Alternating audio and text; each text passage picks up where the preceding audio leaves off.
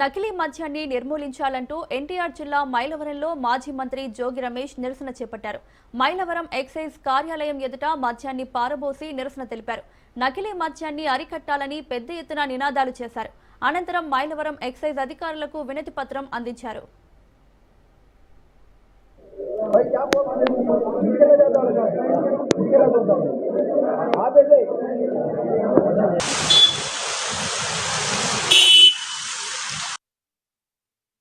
చంద్రబాబు నాయుడు సంవత్సరాల పరిపాలనలో ఏమీ చేయకపోగా, ఏ ప్రభుత్వ పథకాన్ని సక్రమంగా అమలు చేయకపోగా కార్పొరేట్ హాస్పిటల్ అన్ని కూడా మూతపడే పరిస్థితి. హాస్పిటల్లో మాకు వైద్యం అందించు, హాస్పిటల్లో మాకు మెడిసిన్ ఇవ్వు, హాస్పిటల్లో మాకు మందులు అని ప్రజలు అడుగుతూ ఉంటే చంద్రబాబు నాయుడు అంటున్నాడు హాస్పిటల్ సంగతి దేవుడు, మెడిసిన్ సంగతి దేవుడు ఎరుగు, మందుల సంగతి దేవుడు ఎరుగు.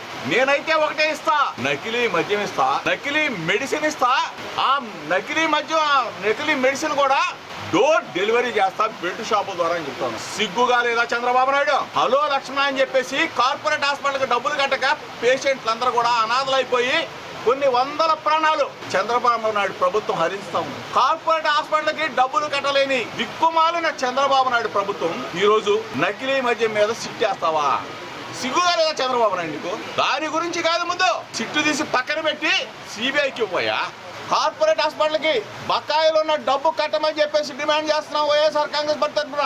కిడ్నీ జబ్బులు, గుండె జబ్బులు, కడుపు కోతలు, ఎంతమంది చనిపోతా ఉన్నారు చంద్రబాబు నాయుడు ప్రభుత్వమేనా మీరు? కూటమి ప్రభుత్వమా? కట్టకట్టుకొని కుప్పకూలిపోవాలి తప్ప ఏమైనా ఉందా మీరు? ఈరోజు నేను ఒకటే చెప్తాను, ఇంత పెద్ద ఎత్తున రాష్ట్ర వ్యాప్తంగా వైఎస్ఆర్ కాంగ్రెస్ పార్టీ శ్రేణులన్నీ కూడా కల్తీ మద్యం మీద మిమ్మల్ని నిలదీస్తున్నాం. ప్రజల పక్షాన వైఎస్ఆర్ కాంగ్రెస్ పార్టీ జగనన్న పిలుపుతో మీకు వణుకు పుట్టి